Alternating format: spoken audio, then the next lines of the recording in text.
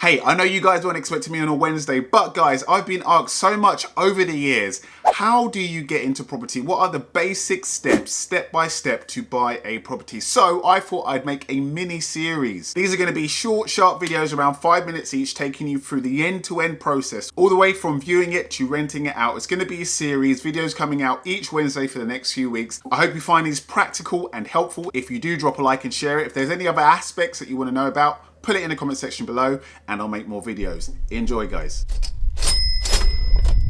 So guys, today's video is going to be about finances and affordability when it comes to buying a property. I want to align these videos to the stages of buying a property sequentially. That makes the most sense to me. And this is the point that I begin at, which is checking your affordability. This should be your starting point. Now, most mortgage lenders will provide you with a mortgage that's between 3.25 and 4.5 times your salary. That isn't a hard concrete rule, but most mortgage lenders, most financiers follow that rule when it comes to how much you can borrow. So have that in mind before you even start approaching lenders or start looking for houses, so you have a rough idea of how much you're going to be able to borrow and therefore the price point of the properties that you can afford. And if you're looking to purchase a buy-to-let, that mortgage is usually going to be up to 75% of the value of the property. Or if you're buying it to live in, you can get a mortgage all the way up to 95% of the value of the property. Golden rule, guys, to remember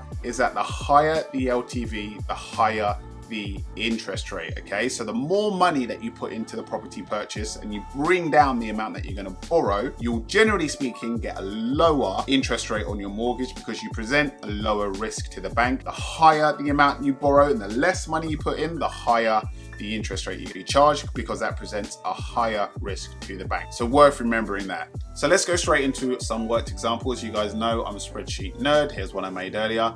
So column A is the income. So row number 4, if your income is £40,000, you're likely to be able to borrow anywhere between £130,000, so that's 3.25 times 40,000, to £180,000, which is 4.5 times 40,000.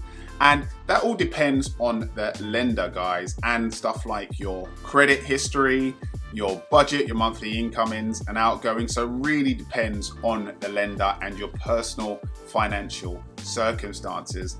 But take a screenshot of this page and hopefully it gives you a rough idea of how much you're going to be able to borrow at different levels of wage income. So hopefully you have a spreadsheet similar to that, or maybe you've got it written down on a piece of paper or an app, wherever it is, you have an idea of roughly how much you're going to be able to borrow and what your price and what your affordability level is. The next stage is to approach a lender. I prefer to use brokers, guys, because brokers have access to rates, mortgage rates that you can't get yourself just by approaching banks and mortgage lenders. So how do you find a broker? Let's take a look. I have my own broker. I've been doing this for 5 years, so I have the same broker that I go back to each and every time because I know that they get me good rates and they're trustworthy, they're fast, they're professional. If you're starting from scratch, how do you find one? If you know someone that's bought a property and has used a broker, ask them for their recommendations. I think that should be your first call. Word of mouth, personal recommendations are always the best. If you don't know anybody, let's have a quick worked example. Go onto Google and search for mortgage brokers. And you don't have to be location specific. I like to look at the star ratings. I like to look at how many stars so let's have a look at this one, for example, Benison Brown Mortgages, right? 5 stars, which is the highest rating you can get, 481 recommendations. Elysian Finance, 4.9 stars, 424 recommendations. I really want to go for the highest star rating possible and the most recommendations. That's really the best indicator of a really good mortgage broker.